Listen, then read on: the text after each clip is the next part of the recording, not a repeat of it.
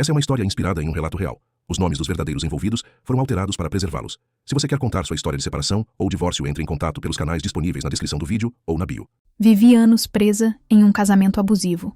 Esta é minha história. Meu nome é Aline.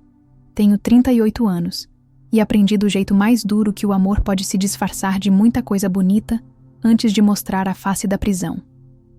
Às vezes, a gente chama de cuidado aquilo que é controle. Às vezes, a gente chama de ciúme aquilo que é medo. Às vezes, a gente chama de fase ruim aquilo que é violência. Eu morei anos dentro dessas palavras, como quem mora numa casa sem janelas. E foi aqui, em Campinas, a cidade onde eu nasci e cresci, que eu quase perdi quem eu era. E foi aqui também que eu recomecei. Quando eu penso em Campinas, penso no sol batendo no Lagoa do Taquaral de manhã cedo, na pista de Cooper ainda úmida, nas famílias que passam com carrinhos de bebê, nos corredores de árvores que guardam conversas sussurradas.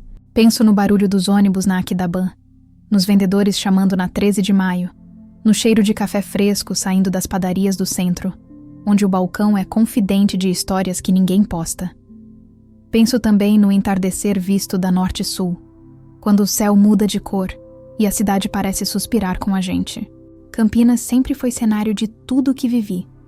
As risadas com as amigas no Cambuí, o trabalho corrido no centro, os domingos na casa da minha mãe no Jardim Proença, o aniversário das minhas filhas com brigadeiro granuladinho e a música baixa para não incomodar o vizinho.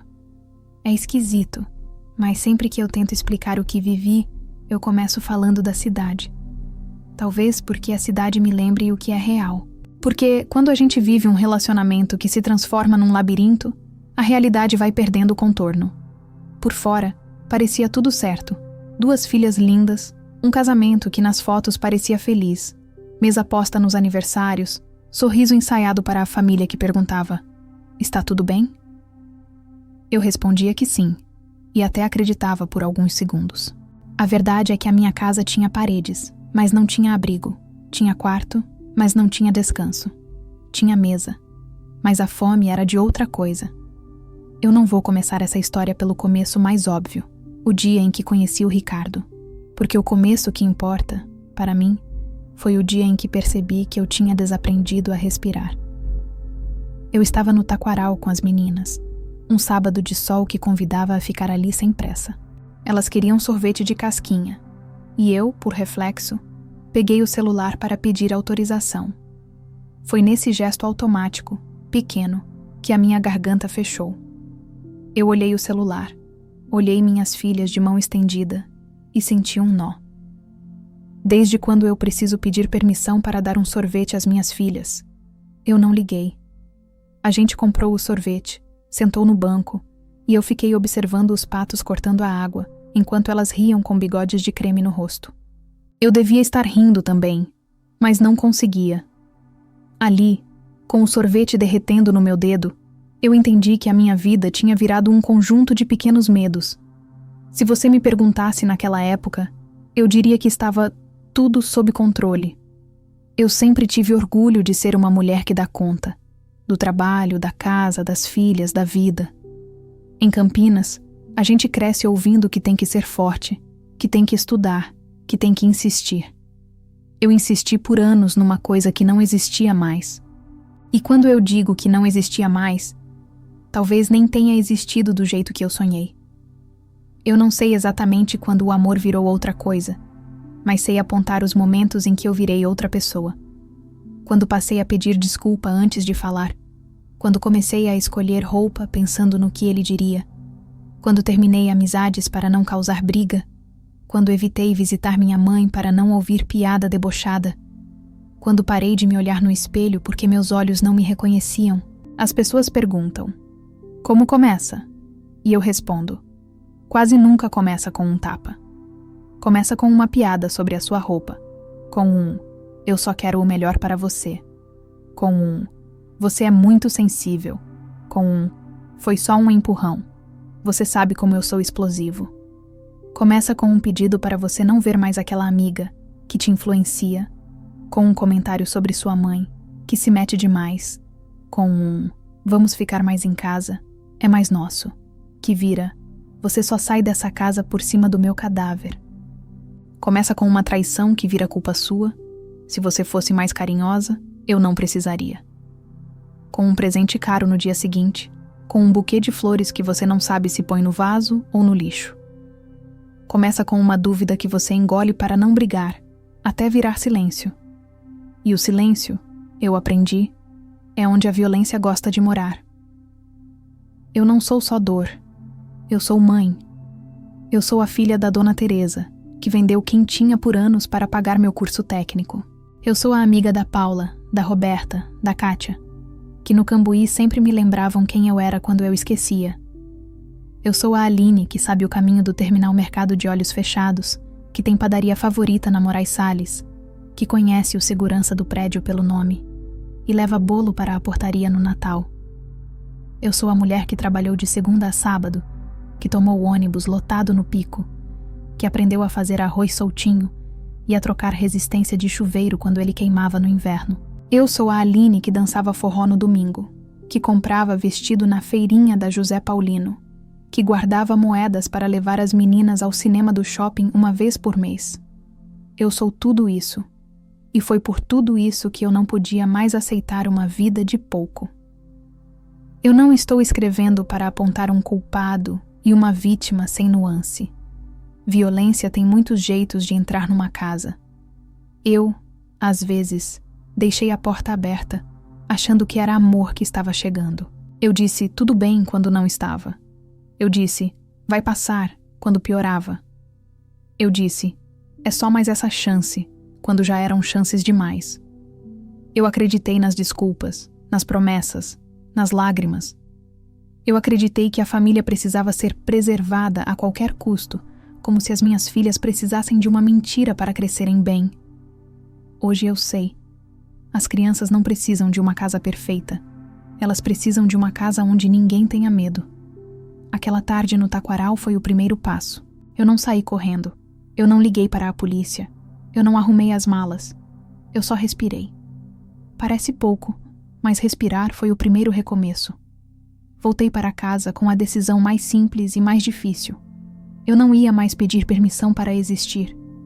Isso não é coragem de filme. É coragem de quem marca consulta na psicóloga, de quem volta a falar com a amiga que se afastou, de quem diz não quando a garganta treme, de quem olha para a mãe e diz eu preciso de ajuda, sem se sentir fraca. É coragem de quem reconhece que o casamento não salva ninguém quando a pessoa do seu lado escolhe te afundar. Eu sei que essa história tem lugares a que ainda vamos chegar. O bar onde eu conheci o Ricardo e me encantei pelo riso fácil. As mensagens que eu encontrei e fingi não ver para não acordar o pesadelo. As noites em que a casa inteira prendia a respiração. As flores de desculpa que murchavam antes de chegar à água. O estalo que separa, não vai acontecer de novo, de já aconteceu de novo. A madrugada em que eu entendi que ficar era um jeito de morrer devagar. O corredor da delegacia da mulher. O banco frio, as mãos que tremem. O boletim de ocorrência que diz em letras pretas o que eu demorei anos para dizer em voz alta. A caneta da advogada escorrendo no papel, e com ela uma vida antiga escorrendo também. A chave de um apartamento pequeno perto do centro que cabia em mim. As rodas de conversa com mulheres que seguraram minha mão quando eu não conseguia segurar nem o garfo. As minhas filhas dormindo no colchão na sala e dizendo que é acampamento, como se a infância tivesse inventado um jeito de salvar a gente do peso. Mas antes da cronologia, eu queria deixar claro o que me move a contar. Eu não quero que ninguém romantize a minha resistência. Não existe glamour em aguentar o que machuca. Não existe medalha em suportar o insuportável. Existe sim uma força que a gente encontra quando decide que a nossa vida vale mais do que qualquer aparência. Campinas me ensinou muito, que a cidade tem avenidas largas, mas também ruazinhas estreitas onde só passa um de cada vez. Que existem pontes e também viadutos, e que às vezes, para não despencar, a gente precisa escolher outro caminho. Eu escolhi. Se você está ouvindo a minha voz agora e reconhece o aperto no peito, fica aqui comigo. Essa história não é sobre fracasso, é sobre coragem. Não é sobre vergonha, é sobre verdade. Não é sobre um casamento que terminou. É sobre uma mulher que começou de novo. E sim, eu ainda tremo quando falo algumas palavras. Ainda tem dias em que o medo passa para tomar um café sem avisar. Mas agora eu tenho janela. Agora entra luz. Agora eu sei abrir a porta. Meu nome é Aline, sou de Campinas. E este é o primeiro capítulo da história que eu mesma escrevi. Aqui começa quando eu paro de pedir desculpa por ser quem sou e decido finalmente respirar. Eu conheci o Ricardo em uma noite quente de sexta-feira, no coração de Campinas. Era um daqueles dias em que a cidade parecia respirar mais forte. O Cambuí estava lotado, os bares cheios, a música escapando pelas portas abertas, os risos se misturando com o cheiro de churrasco e cerveja gelada. Eu tinha saído com 2 amigas para comemorar uma conquista no trabalho.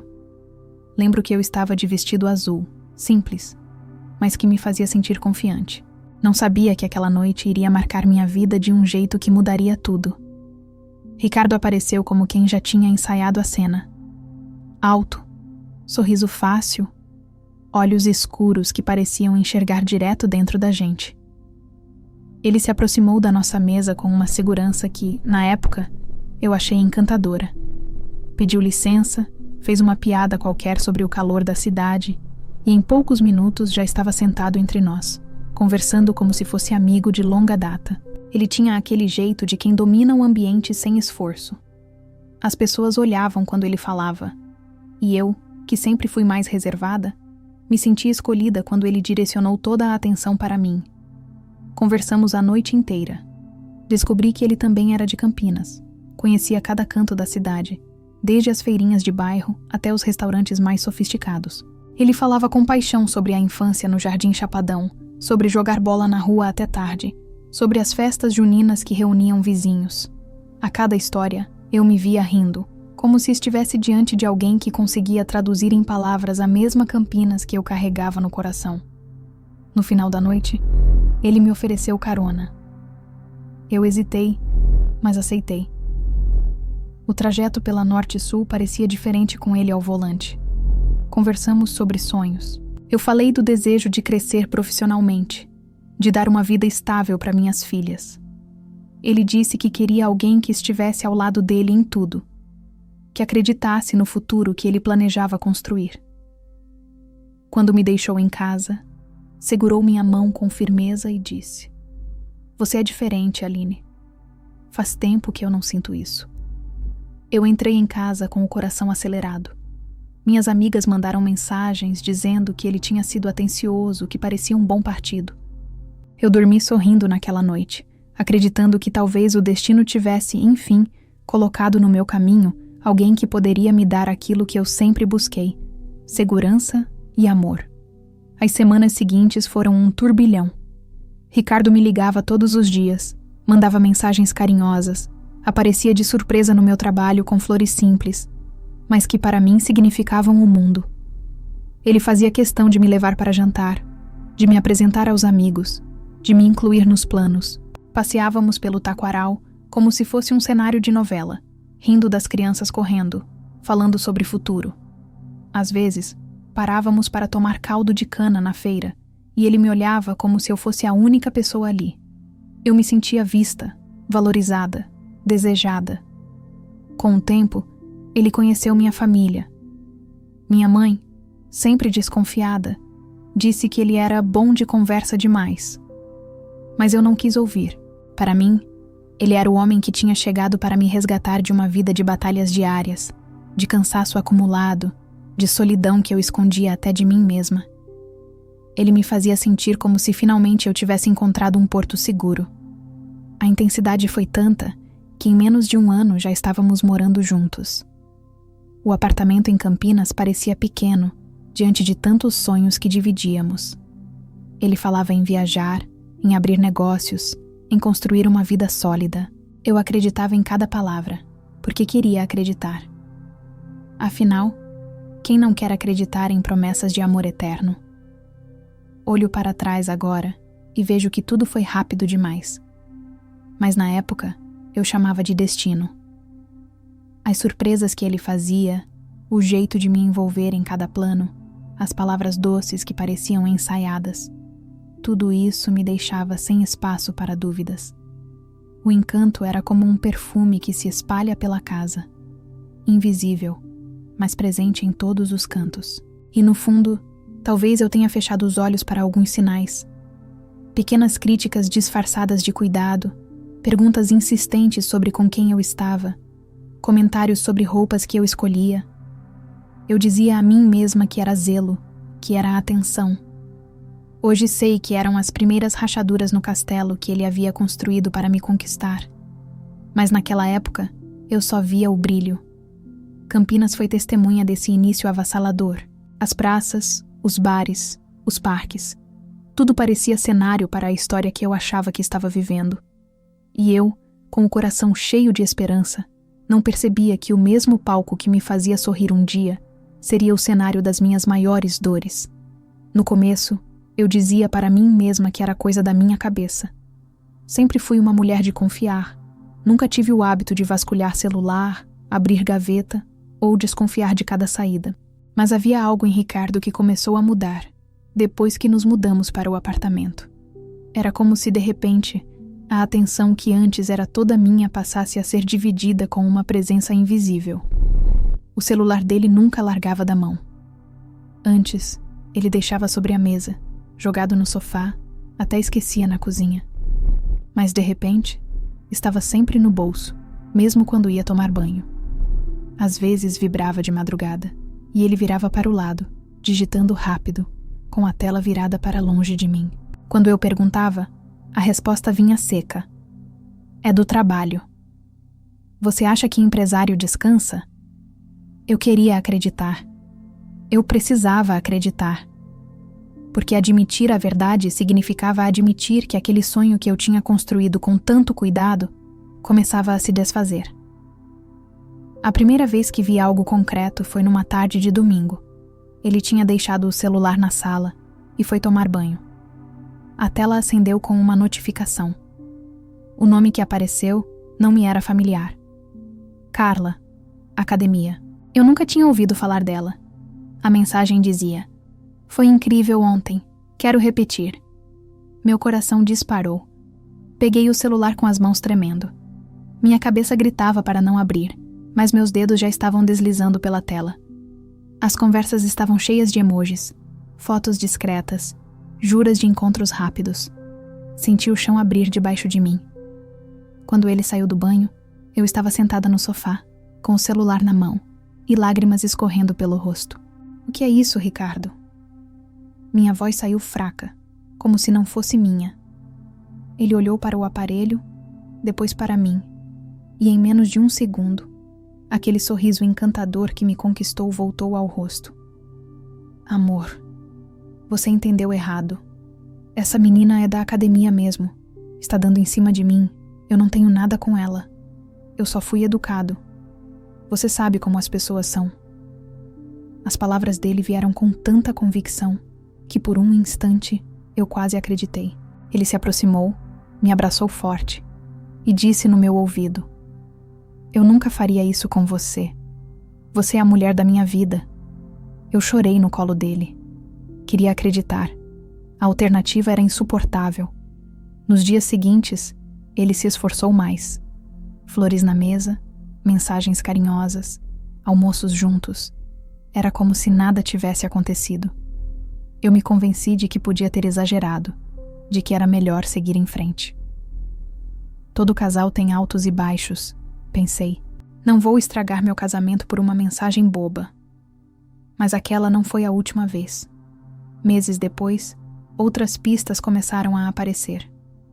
Perfume diferente na camisa, desculpas de reuniões que terminavam tarde, viagens a São Paulo que surgiam do nada. Eu perguntava: precisa mesmo viajar tanto? E ele respondia com impaciência: você não entende. Se não for assim, não consigo fechar negócios. Está achando que dinheiro cai do céu? De novo, eu engolia minhas dúvidas. Meus amigos às vezes comentavam: Aline, ele parece ocupado demais. Mas eu defendia: ele trabalha muito. É por nós, pela família. Eu mesma comecei a repetir as justificativas dele, como se fosse um disco arranhado. Eu queria manter a imagem de que estava tudo bem, tanto para os outros quanto para mim mesma. A segunda grande descoberta aconteceu quase 1 ano depois. Ele esqueceu o e-mail aberto no computador. Entre mensagens de trabalho, havia trocas com outra mulher. Não era apenas físico. Havia declarações, promessas de viagens, apelidos carinhosos. Meu estômago embrulhou. Fui até ele, mostrei a tela e perguntei: "Quantas vezes mais você vai me trair?" Ele levantou a voz como se a culpa fosse minha. "Você invade minha privacidade. Você está desconfiada demais. Se continuar assim, vai acabar com o nosso casamento." Era sempre assim. Ele transformava minhas descobertas em acusações contra mim. E eu, confusa, começava a duvidar da minha própria sanidade. Será que sou eu a errada? Será que estou vendo coisas onde não existem? Foi nessa época que percebi a arma mais cruel de um relacionamento doentio: o gaslighting. Ele me fazia acreditar que eu estava exagerando, que minha dor era invenção, que minhas provas eram mal interpretadas. Eu, aos poucos, fui me calando. Guardava as suspeitas, engolia os choros, sorria nas fotos de família. No fundo, eu sabia que ele não era fiel, que as mentiras estavam sempre escondidas em notificações, desculpas e olhares desviados. Mas eu ainda não tinha força para encarar. Eu temia ficar sozinha, temia enfrentar o julgamento da família, temia arrancar minhas filhas do que chamávamos de lar. E assim, cada traição virava uma cicatriz escondida sob roupas longas e sorrisos falsos. Campinas seguia sua vida. Gente correndo no taquaral, casais de mãos dadas no shopping, amigos rindo nos bares da José Paulino. Eu passava por esses lugares como uma sombra, carregando um segredo que me pesava nos ombros. Era como viver em 2 cidades ao mesmo tempo. A Campinas viva e pulsante lá fora, e a Campinas cinza e silenciosa dentro de mim. E ainda assim, eu seguia ao lado dele. Porque no meu coração ferido, eu repetia uma frase que tantas mulheres já disseram: ele vai mudar. É só uma fase. Se eu amar mais, ele vai me amar direito. Mas eu não sabia que aquele era apenas o começo do meu mergulho num abismo mais fundo. As traições doíam, mas de alguma forma eu ainda achava que conseguiria suportar. Eu me convencia de que se ele ficasse em casa, se eu fosse mais paciente, se eu fosse a esposa ideal, talvez as coisas melhorassem. Só que não melhoraram. Pioraram. E o que começou com mentiras, logo se transformou em algo que deixou marcas no meu corpo. E não só na minha alma. No começo, eram apenas palavras. Ricardo tinha um jeito de me diminuir com frases que, aos olhos dos outros, pareciam brincadeiras. Em uma reunião de família, quando eu tentei contar uma história, ele interrompeu. "Ah, a Aline sempre exagera. Vocês sabem como ela é." Todos riram, e eu sorri também, envergonhada. Mas dentro de mim, senti um frio. Naquela noite, quando comentei que tinha me magoado, ele riu. "Você é muito sensível." Era só piada. Essas piadas viraram rotina. Minhas roupas eram alvo constante. "Vai sair assim? Parece que está indo para a feira, não para um jantar." Se eu falava sobre o trabalho: "Você acha mesmo que alguém leva a sério essa sua empresa?" Se eu estava cansada: "Cansada de quê? Você não faz nada direito mesmo." Eu comecei a acreditar. Olhava no espelho e já não me reconhecia. Onde estava a mulher que um dia foi confiante, que batalhou sozinha, que criou as filhas com dignidade? No lugar dela, havia alguém encolhida, pedindo desculpas por tudo. Depois das palavras, vieram os gritos. No início, eram explosões rápidas. Ele chegava em casa irritado, reclamava do trânsito, do trabalho e descontava em mim. Um copo mal colocado na pia era motivo para um discurso inflamado. Uma conta esquecida sobre a mesa virava prova de que eu era irresponsável. Se eu tentava responder, o tom aumentava ainda mais. Eu lembro da primeira vez que ele bateu a porta tão forte que o vidro da janela tremeu. Eu abracei minhas filhas e disse que estava tudo bem, que o papai só estava nervoso. Mas por dentro, algo em mim se quebrou. O primeiro empurrão aconteceu numa noite comum. Eu tinha descoberto mais uma mensagem suspeita, e não aguentei. Confrontei-o. Ele negou como sempre, mas quando insisti, vi o olhar dele mudar. Era como se de repente eu estivesse diante de um estranho. Ele me segurou pelo braço com força e me empurrou contra a parede. Não foi suficiente para me machucar gravemente, mas o impacto me fez tremer. Ele percebeu meu medo, largou meu braço e disse: "Viu o que você me faz fazer?" Essa frase ecoou dentro de mim. Você me faz fazer. De repente, a culpa não era dele, era minha. Eu acreditei, eu pensei. Talvez eu tenha exagerado. Talvez eu devesse ter ficado calada. As marcas começaram a aparecer. No início, pequenas. Um roxo no braço, uma vermelhidão no ombro. Eu inventava desculpas para todo mundo. Bati na porta, tropecei na escada. Foi sem querer.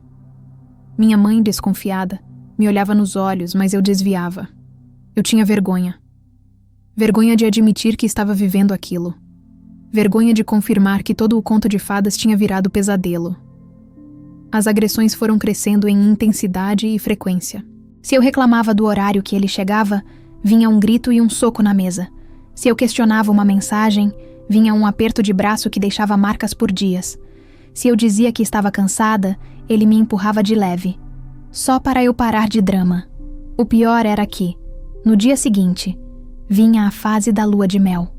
Flores na porta de casa, presentes caros, mensagens de amor. Ele chorava, dizia que não sabia o que acontecia, que estava sob pressão, que eu era a única pessoa que o entendia. Eu acreditava porque queria acreditar. Porque a alternativa era admitir que eu estava presa em um relacionamento violento. Eu justificava até para mim mesma. Dizia que era estresse, que todo casal briga, que ele tinha um gênio difícil. Eu dizia que era só um empurrão. Mas no fundo eu sabia. Um empurrão nunca é só um empurrão. É um aviso. É uma fronteira sendo cruzada. E uma vez cruzada, dificilmente volta atrás.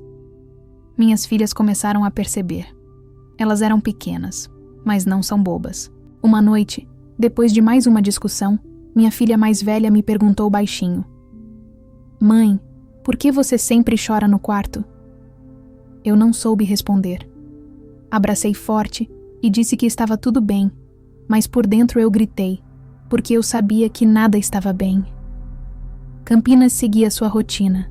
O trânsito pesado da Moraes Salles, os casais no shopping Iguatemi, as crianças correndo no parque. E eu caminhava pelas mesmas ruas, mas com um segredo pesando no corpo. Olhava para as vitrines e me perguntava quem era aquela mulher refletida no vidro.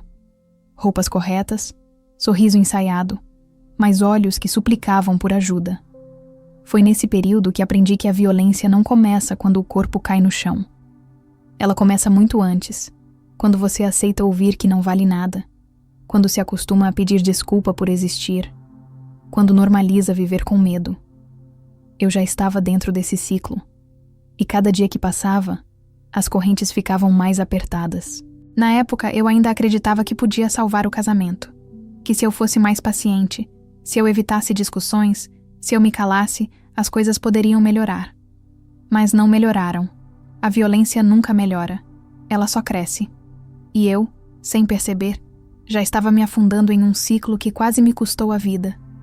Depois do primeiro empurrão, eu pensei que seria o último.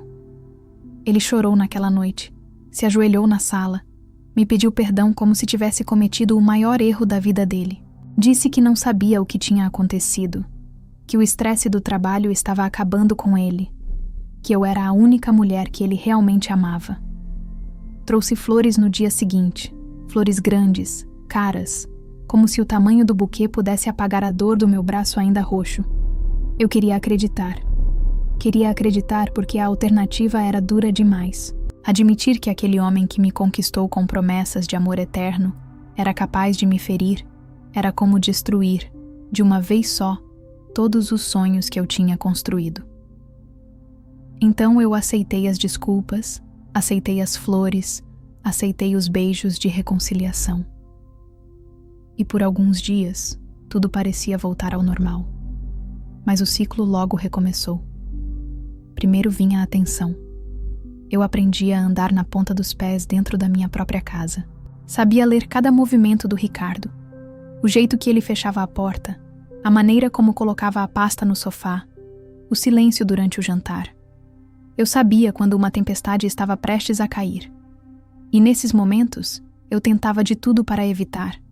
Fazia a comida do jeito que ele gostava, mantinha a casa impecável, calava minha própria vontade. Mas nada era suficiente. Depois vinha a explosão. Às vezes era um grito por causa de uma toalha fora do lugar. Outras vezes, um copo de vidro arremessado na parede porque a comida não estava no ponto. Outras, um empurrão, um tapa, um aperto de braço. Eu chorava em silêncio, pensando nas minhas filhas que ouviam tudo do quarto. Logo depois, vinha a lua de mel. Ele se transformava de novo no homem que eu conheci no Cambuí. Comprava presentes, fazia jantares, dizia que não viveria sem mim. Prometia que ia mudar, que ia procurar ajuda, que ia largar os vícios, que ia ser o marido que eu merecia.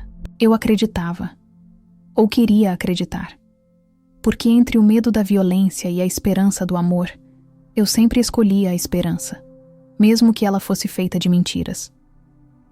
Esse ciclo se repetiu tantas vezes que virou rotina. Minhas amigas começaram a notar meu afastamento. Quando me convidavam para sair, eu inventava desculpas. Estou cansada. Preciso cuidar das meninas. Ricardo não está bem. A verdade era que eu não podia ir. Qualquer passo fora da linha era motivo para suspeita, para discussão, para agressão. Ele dizia que eu estava diferente, que não era mais divertida, que tinha me afastado de tudo. Mas foi ele quem me afastou.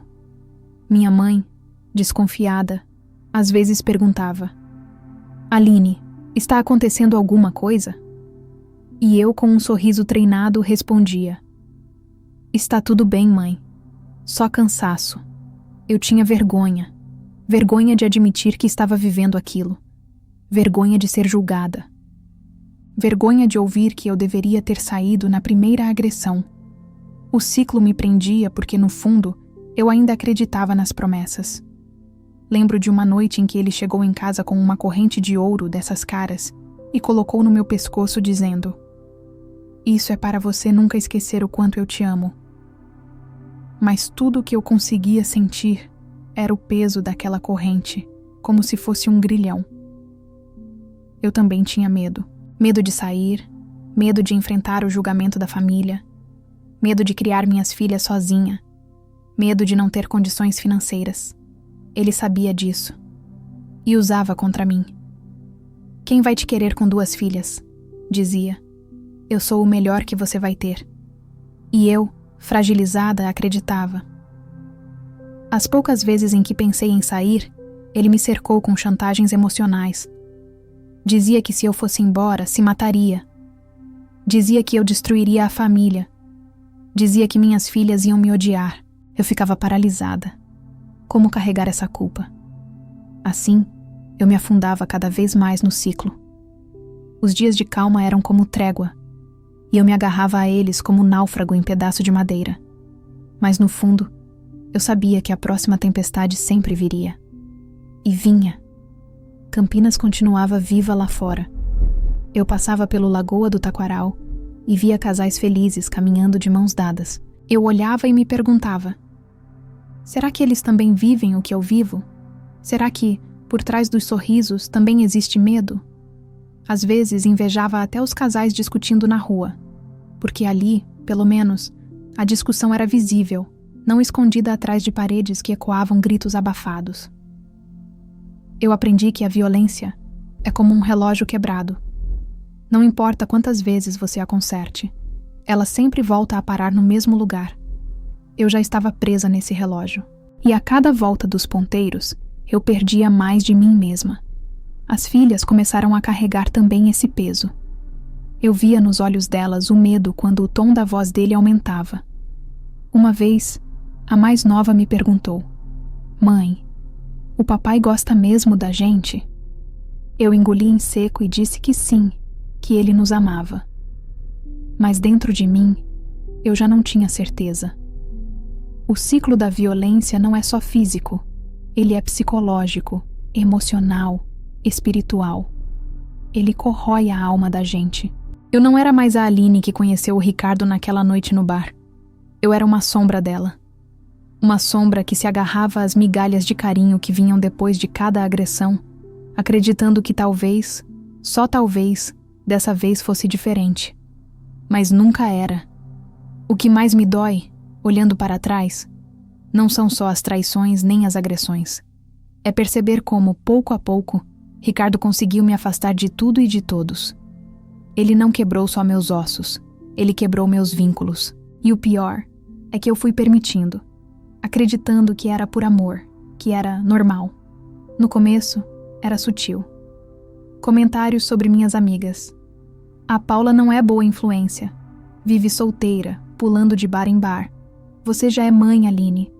Que exemplo está dando para as meninas andando com gente assim? Eu, envergonhada, comecei a recusar os convites dela. Depois, foi a Roberta. A Roberta só te coloca contra mim. Fica enchendo sua cabeça de bobagem. Você não percebe? Quando percebi, eu já não tinha contato com quase ninguém. Minhas amigas foram se afastando, cansadas das desculpas, cansadas de bater na porta, e eu nunca abrir. Algumas tentaram insistir, mas eu mesma passei a evitar. Eu dizia que estava ocupada, que não podia sair, que não era o momento. A verdade é que eu tinha medo da reação dele se soubesse. Com a família, a estratégia foi diferente. Ele se aproximava nos almoços de domingo, levava presentes, conquistava minha mãe com palavras educadas, mas sempre deixava comentários envenenados quando chegávamos em casa. Sua mãe se mete demais, até parece que ela é dona da nossa vida. Ou então, sua irmã não gosta de mim, dá pra ver. Fica te olhando com cara de julgamento. Aos poucos, eu fui acreditando que talvez fosse melhor me afastar para evitar conflitos. O resultado? Eu, que sempre estive grudada na minha mãe e nas minhas irmãs, comecei a visitá-las cada vez menos. Me tornei uma estranha na minha própria família. O isolamento não era só social, era interno. Ricardo minava minha autoestima todos os dias. Se eu me arrumava para trabalhar, ele dizia: "Está se arrumando para quem?" Se eu usava um batom mais forte: "Não combina com você, fica vulgar." Se eu queria ir ao salão, jogar dinheiro fora para quê? Você nem é mais tão jovem. Eu passei a me olhar no espelho e ver apenas a mulher que ele descrevia. Cansada, apagada, sem graça. Até minhas roupas mudaram. Os vestidos coloridos deram lugar a peças neutras, largas, discretas. Eu já não escolhia pensando em mim, mas em evitar conflito. Em Campinas, tudo continuava igual. As ruas movimentadas da 13 de Maio, o cheiro de pipoca no taquaral, o burburinho da rodoviária. Mas para mim, a cidade foi ficando cinza. Eu já não sentia vontade de sair, de caminhar, de ver gente. Minha vida era resumida ao apartamento e aos trajetos obrigatórios. Trabalho, escola das meninas, supermercado. Eu vivia enclausurada, mesmo com a cidade inteira ao redor. Ricardo sabia o poder que tinha. Ele controlava até pequenos detalhes. Se eu demorada no mercado, vinha a pergunta: "Por que demorou tanto? Estava com quem?" Se eu falava com um colega de trabalho por mais tempo, ele insinuava: "Esse cara não está interessado só no serviço. Você sabe disso, né?" Eu comecei a viver em alerta. Cada palavra, cada gesto, cada olhar era calculado para não provocar ciúme, desconfiança ou raiva. A sensação era de andar num campo minado. Qualquer passo em falso poderia explodir em gritos ou agressões. Com o tempo, o isolamento virou silêncio dentro de mim. Eu já não dividia nada, nem minhas alegrias, nem minhas dores. As pequenas vitórias no trabalho deixaram de ser comemoradas, porque ele dizia que não eram importantes. As tristezas, eu engolia, porque não queria dar munição para ele me chamar de fraca. Eu era uma ilha. Minhas filhas sofriam também. Elas perguntavam pelas tias, pelas avós. pelas minhas amigas que antes frequentavam a nossa casa. Eu inventava desculpas. A tia está ocupada, filha. A vovó está cansada, mas a verdade é que era Ricardo quem estava ocupando todos os espaços, como uma sombra que não deixa passar luz. O isolamento também tinha uma parte financeira. Ele controlava o dinheiro, sempre reforçando que tudo o que entrava era nosso, mas na prática, eu precisava pedir até para comprar uma roupa nova para as meninas. Se eu gastava um pouco a mais, ele fazia questão de jogar na minha cara. Você não sabe administrar nada. Se não fosse por mim, estaria na rua. Esse tipo de frase ia corroendo qualquer resquício de independência. Eu, que sempre fui trabalhadora, comecei a duvidar da minha própria capacidade de me sustentar. E era exatamente isso que ele queria. Que eu acreditasse que sem ele eu não seria nada. Eu lembro de uma noite em que sonhei que estava de volta à casa da minha mãe, no Jardim Proença, rodeada de vozes conhecidas, cheiros familiares, risadas de infância. Quando acordei, olhei ao redor e só vi paredes frias, silêncio pesado e a respiração de Ricardo ao meu lado. Chorei baixinho, para não acordá-lo. Foi nesse dia que percebi que já não tinha para onde correr. Eu estava sozinha, cercada por paredes invisíveis, e a chave estava nas mãos dele. Mas por mais sufocante que fosse, uma parte de mim ainda resistia. Era pequena, escondida, mas estava lá. Uma voz interna que dizia: "Isso não pode ser tudo. Você não nasceu para viver encolhida. Ainda existe vida além dessas paredes." Eu só não sabia ainda o preço que teria que pagar para recuperar essa vida. Eu sempre achei que sabia medir meus limites, que tinha uma linha invisível dentro de mim que ninguém poderia cruzar. Mas o que aprendi é que quando a gente está presa num ciclo de violência, essa linha vai se movendo, vai ficando cada vez mais distante. E quando você percebe, já deixou muita coisa para trás. Só que naquela noite, em Campinas, o limite foi ultrapassado de uma forma que não tinha como voltar atrás. Era uma sexta-feira. Ricardo tinha dito que ia viajar para São Paulo, a trabalho. Eu não questionei. Já estava acostumada às desculpas. Mas algo dentro de mim estava inquieto. Enquanto arrumava a cozinha, ouvi o barulho do celular dele vibrando na mesa da sala. Pela primeira vez em muito tempo, ele tinha esquecido o aparelho em casa. A tela acendeu com uma notificação. Um nome que eu nunca tinha visto. Amor do Iguatemi. Meu coração parou. Minhas mãos tremeram, mas eu abri a mensagem. Lá estavam as provas. Fotos deles juntos. Mensagens carinhosas. A confirmação de que a viagem a trabalho era, na verdade, um fim de semana de romance dentro da própria cidade. Eles estavam num hotel a poucos quilômetros de casa. Eu não chorei. Não gritei.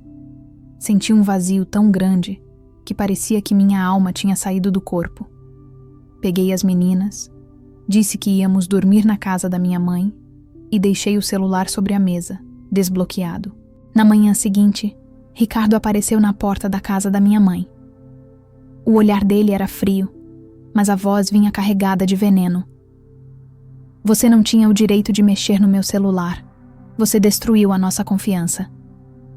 Eu ri. Foi um riso nervoso, quase histérico. Depois de anos sendo traída, agredida e humilhada, ele ainda tinha coragem de falar em confiança. Mas o riso o enfureceu. Ele me agarrou pelo braço, me puxou para fora da casa, tentando me levar até o carro. Minha mãe correu atrás, gritando. Eu só me lembro do impacto. Ele me empurrou contra o portão com tanta força que senti o ar sair do meu corpo. A dor no ombro foi imediata, mas o que mais doeu foi ver minhas filhas chorando, implorando para ele parar. Naquele instante, não havia mais flores que pudessem apagar. Não havia mais desculpas que coubessem. Não havia mais promessas capazes de reconstruir. A imagem das minhas filhas, desesperadas, me olhando como se eu fosse desaparecer, foi o estopim. Eu entendi, com uma clareza cruel. Se eu não saísse dali, uma hora eu não sairia nunca mais. Ricardo foi embora depois que vizinhos apareceram na rua.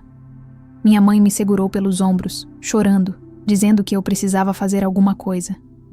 Eu tremia. Tremia tanto que não conseguia segurar um copo d'água. Passei a noite em claro, com a dor latejando no corpo e a mente rodando em círculos. Eu olhava para o teto e pensava: eu não posso mais fingir, não posso mais justificar, não posso mais esperar a próxima vez. No domingo, voltei para o apartamento apenas para buscar algumas roupas e documentos. O silêncio da casa era ensurdecedor. Cada canto parecia carregar um pedaço da minha história quebrada. A cama onde eu tinha sonhado com uma vida em família. A cozinha onde cozinhei tentando evitar brigas. O sofá onde chorei em silêncio. Tudo estava impregnado de memórias que eu não queria mais. Enquanto guardava as coisas, vi no espelho do quarto a marca roxa no meu braço, o corte no ombro. E atrás de mim, vi minhas filhas abraçadas, olhando em silêncio. Eu entendi que não era mais só por mim. Era por elas também. Eu não queria que crescessem acreditando que amor é feito de dor. Decidi ali, sem anunciar, sem drama. Eu ia sair. Eu ia pedir ajuda. Eu ia procurar justiça. Talvez tivesse medo. Talvez fosse difícil. Mas pior seria continuar. Naquela noite, deitada no colchão improvisado na sala da minha mãe, ouvi Campinas respirando lá fora. Carros passando na norte-sul.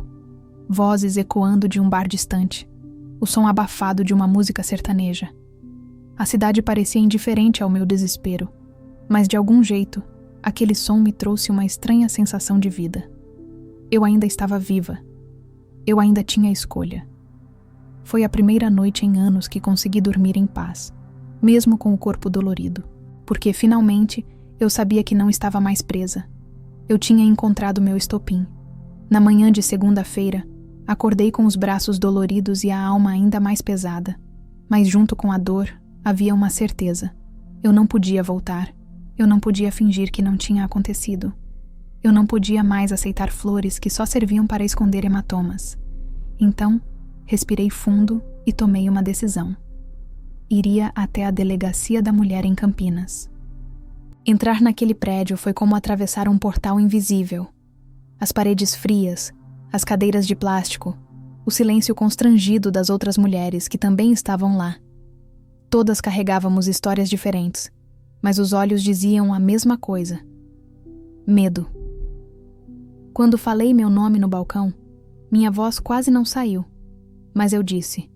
Pela primeira vez em anos eu disse em voz alta: eu quero registrar uma ocorrência contra meu marido. As palavras ecoaram dentro de mim como se eu tivesse acabado de quebrar uma corrente.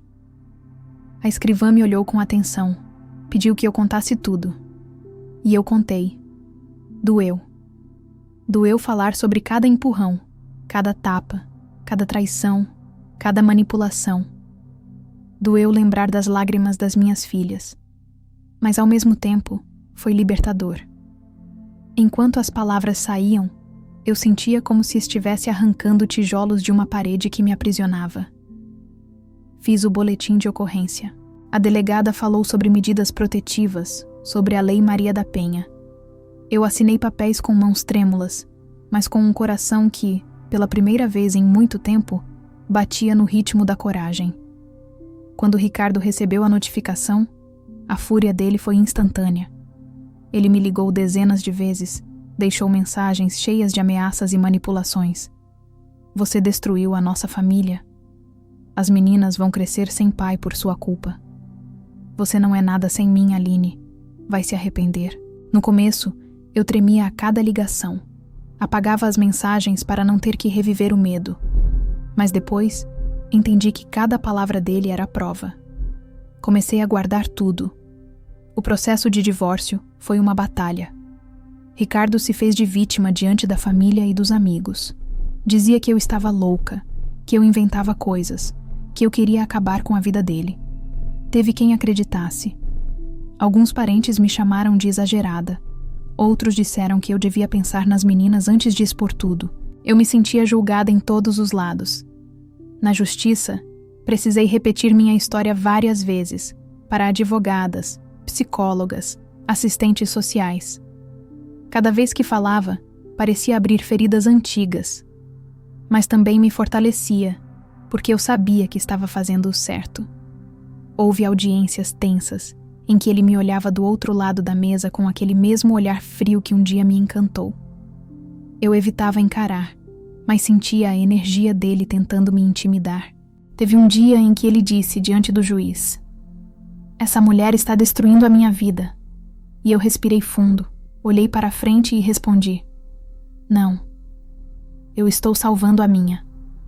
Foi nesse dia que percebi que já não era mais a Aline encolhida. Eu estava aprendendo a me levantar. As medidas protetivas me deram algum alívio. Saber que ele não podia se aproximar me trouxe a primeira noite de sono tranquila em muito tempo.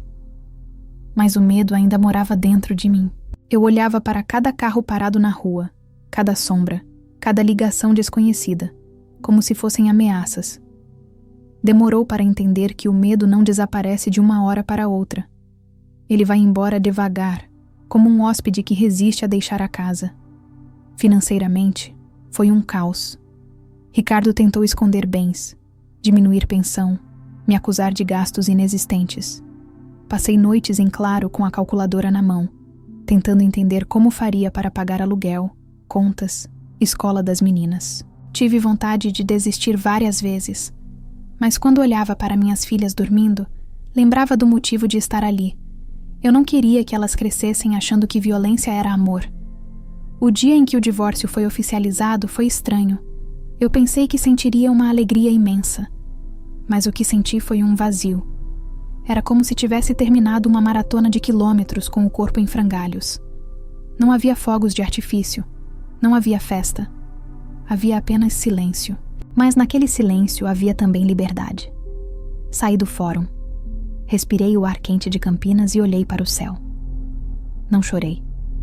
Apenas fiquei ali, sentindo o sol no rosto, como se fosse a primeira vez em anos que eu me permitia sentir alguma coisa boa. Ainda tinha muito pela frente. Reconstruir minha vida, enfrentar julgamentos, curar as feridas. Mas naquele momento, eu sabia que tinha dado o passo mais importante. Eu tinha dito não. Eu tinha escolhido viver. Se tem algo que me rasgava por dentro mais do que as agressões e as traições, era olhar para minhas filhas e ver nos olhos delas perguntas que eu não sabia responder. Criança pode não entender todos os detalhes, mas sente. Sente a tensão no ar, sente a mudança no tom de voz, sente quando a mãe chora baixinho no quarto. Minhas meninas sentiam. A mais velha, de 9 anos, sempre foi mais observadora. Ficava calada durante as brigas, mas depois vinha me abraçar e perguntar: "Mãe, você está bem?" Eu respondia que sim, sempre. Mas meus olhos denunciavam a mentira. A mais nova, com apenas 6 anos, reagia de outro jeito. Quando ouvia a voz do pai alterada, corria para se esconder debaixo da cama ou me agarrava pelas pernas, como se pudesse me proteger. E eu me culpava. Culpava por ter deixado chegar tão longe. Culpava por elas verem aquilo que jamais deveriam ver. Depois do divórcio vieram as perguntas. Perguntas que doíam como facas. "Mãe, por que o papai não mora mais com a gente? Foi porque você brigou com ele? Ele ainda gosta da gente?" Eu tentava explicar com palavras simples, sem entrar em detalhes que poderiam machucar ainda mais. Dizia que o papai e a mamãe não conseguiam mais viver juntos, mas que isso não mudava o amor que sentíamos por elas. Mas no fundo, eu sabia. Nada do que eu dissesse apagaria as lembranças que já estavam gravadas na memória delas. A família também reagiu de formas diferentes. Minha mãe foi meu porto seguro. Apesar de já desconfiar há muito tempo, quando soube da gravidade das agressões, chorou comigo e me acolheu sem julgamento. Disse apenas: "Você demorou, filha, mas tomou a decisão certa. Eu estou aqui para te ajudar." Minhas irmãs também me apoiaram, embora algumas tenham confessado que se sentiam frustradas por eu não ter pedido ajuda antes. Eu entendia. O silêncio que eu guardei por anos também as feriu. Mas nem todos reagiram com compreensão. Alguns tios e primos diziam coisas que me cortavam. "Você destruiu sua família. Divórcio não é solução. Você devia ter tentado mais. Pensa nas meninas. Elas precisam do pai.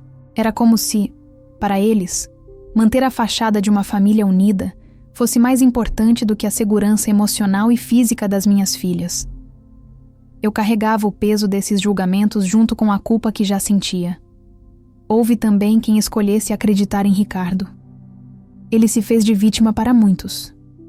Disse que eu era instável, que inventava coisas, que queria arrancar dinheiro dele. Alguns acreditaram. Amigos em comum se afastaram. Pessoas que antes me cumprimentavam com carinho começaram a me olhar de lado. Eu me sentia julgada o tempo todo, como se estivesse num tribunal invisível, onde eu era ré e ninguém queria ouvir minha versão.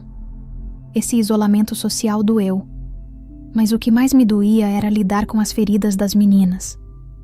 A mais velha começou a ter dificuldade na escola. As notas caíram. Ela se isolava nos intervalos.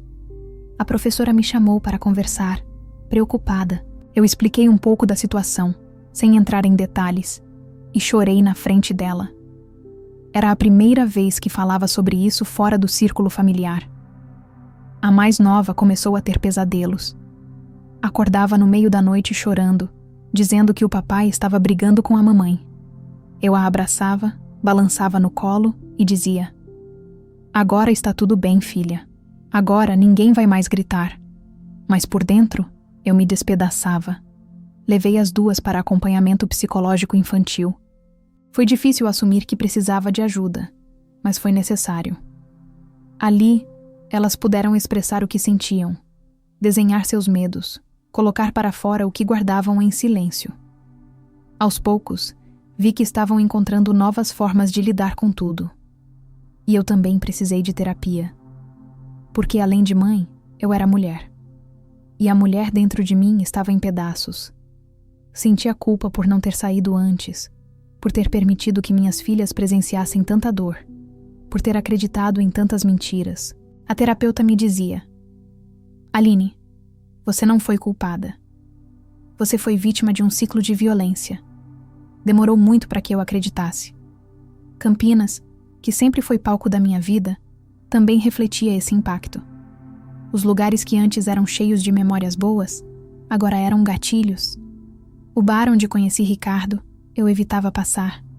O taquaral, onde tantas vezes caminhei com ele, agora era lugar de lágrimas. Até os corredores do shopping Iguatemi, onde encontrei as provas da traição, me causavam um aperto no peito.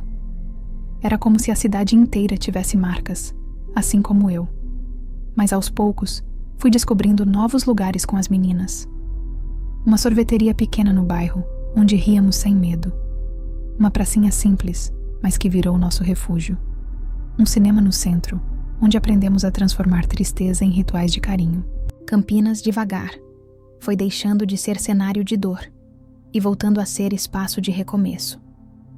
O impacto nas minhas filhas ainda existe. Não dá para apagar anos de convívio com violência.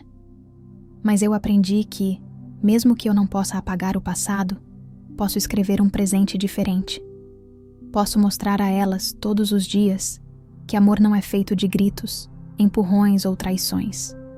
Amor é feito de cuidado, de respeito, de abraço que acolhe sem machucar.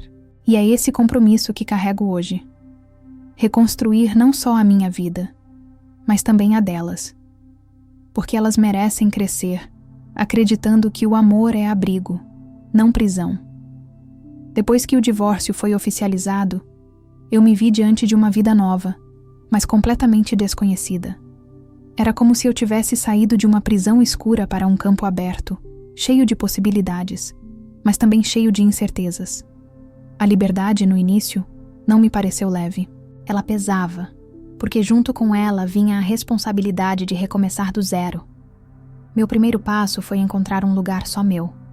Consegui alugar um pequeno apartamento perto do centro de Campinas. Era simples, com paredes brancas e móveis emprestados de parentes. Mas quando recebi a chave, senti como se fosse o maior palácio do mundo. Na primeira noite, deitei no colchão na sala com as meninas e ouvi o barulho da rua lá fora. Ônibus passando, buzinas, passos apressados.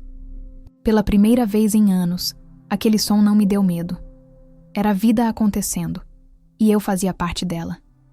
Reconstruir a parte financeira não foi fácil. Durante anos, Ricardo tinha controlado tudo.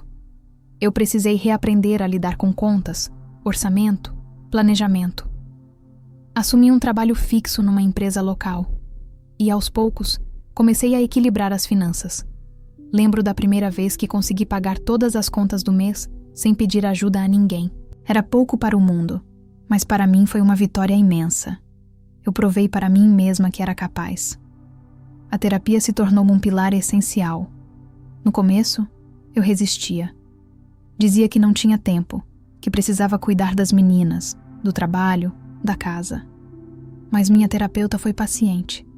Aos poucos, ela me ensinou que eu também precisava cuidar de mim, que minha saúde emocional era a base para cuidar das minhas filhas.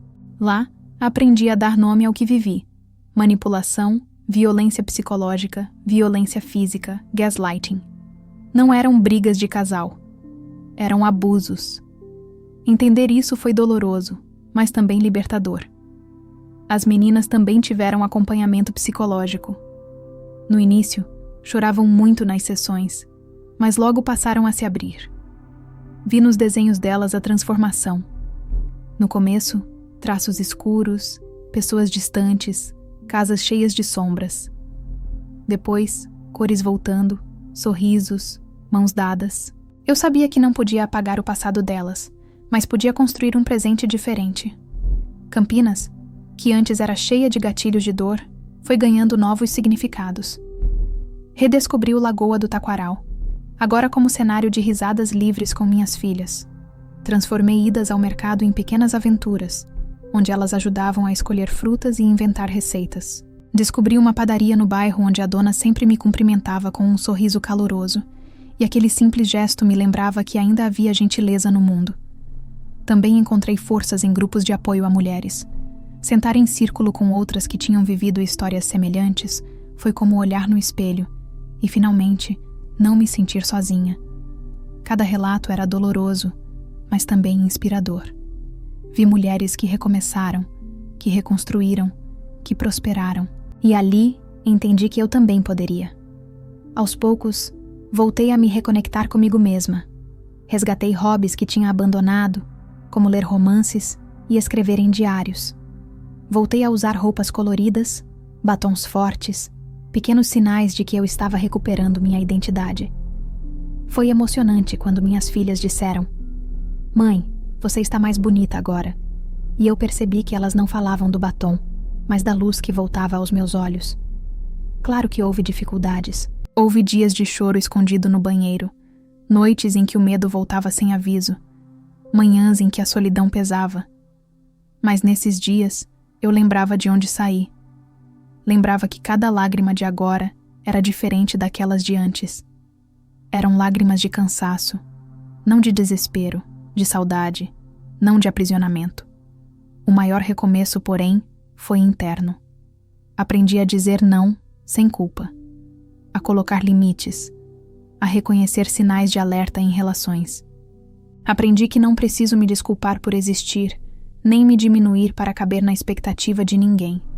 Campinas, minha cidade, testemunhou meu renascimento. As mesmas ruas que viram minhas lágrimas, agora viam minhas conquistas. Os lugares que antes eram cenário de dor foram reocupados pela vida. Era como se eu tivesse reescrito o mapa da cidade com novas memórias. E, principalmente, aprendi a ensinar às minhas filhas que amor não é dor. Hoje, em cada abraço que dou, em cada palavra de carinho, tento mostrar a elas que o verdadeiro amor é feito de respeito, cuidado e liberdade. O recomeço não foi rápido, nem fácil, nem perfeito. Mas foi real. E cada pequeno passo, cada conquista, cada vitória cotidiana, foi como um tijolo colocado de volta na casa que sou eu mesma.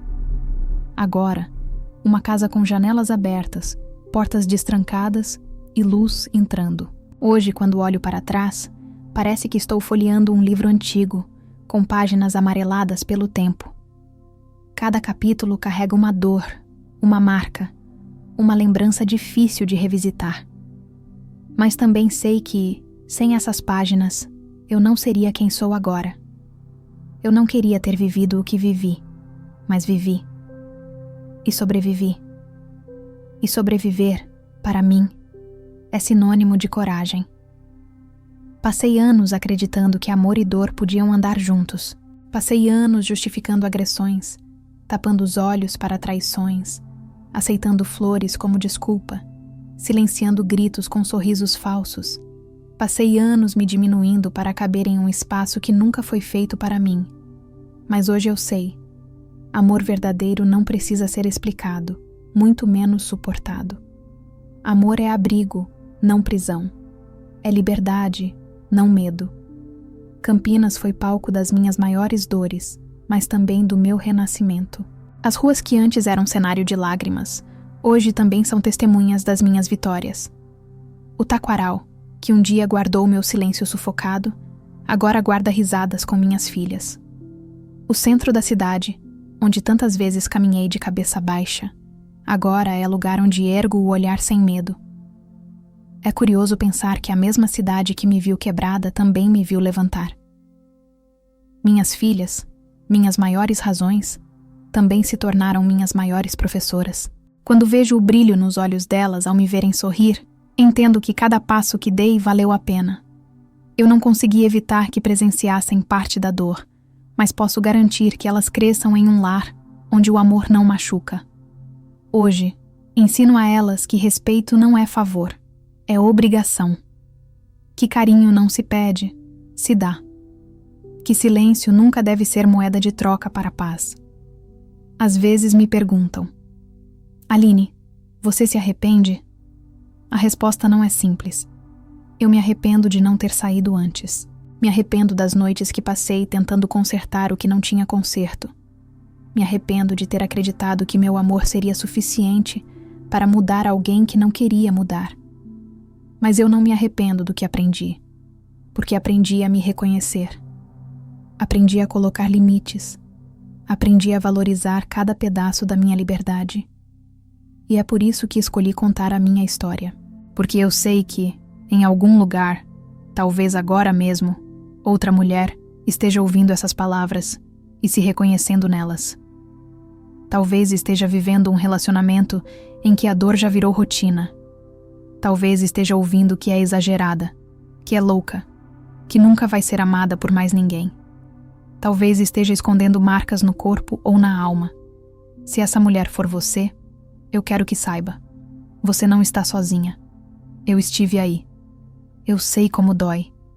Eu sei como o medo paralisa, como a vergonha cala, como a culpa corrói. Mas também sei que existe vida do outro lado. Existe esperança. Existe recomeço. Não vai ser fácil. Você vai chorar, vai duvidar, vai querer voltar atrás. Vai enfrentar julgamentos, portas fechadas, noites insones. Mas cada passo que você der em direção à sua liberdade será um passo de volta para si mesma. E não existe vitória maior do que essa, se reencontrar. Eu não sou heroína. Sou apenas uma mulher que um dia disse basta. Uma mulher que escolheu viver. E se eu conseguir, você também pode. Hoje, a Aline que fala com você é diferente da Aline que um dia pediu desculpas por existir. Hoje eu respiro fundo, caminho de cabeça erguida, e sei que mereço o amor que não machuca. Sei que mereço paz. Sei que mereço ser feliz. E se eu puder deixar uma mensagem final, é esta. Todo fim pode ser também um começo. O divórcio não foi o fracasso da minha vida, foi o início dela. O que parecia destruição foi, na verdade, a fundação de algo novo. Eu não perdi. Eu ganhei a mim mesma. Então, se você se encontra num ciclo parecido com o que eu vivi, lembre-se, você tem o direito de recomeçar. Você tem o direito de ser livre. Você tem o direito de ser feliz. Meu nome é Aline. Sou de Campinas. E esta foi a minha história. Uma história de dor, sim, mas também de coragem. Uma história de quedas, mas também de recomeços. Uma história que, acima de tudo, prova que, mesmo depois das noites mais escuras, o sol sempre volta a nascer. E agora eu pergunto para você que me ouviu até aqui. Já viveu algo parecido? Compartilhe nos comentários. Sua voz pode encorajar outra pessoa a encontrar forças para mudar. Inscreva-se no canal Finais e Recomeços, Histórias de Divórcio. Toda semana, novas histórias reais mostram que, por mais difícil que seja o fim, sempre existe um recomeço.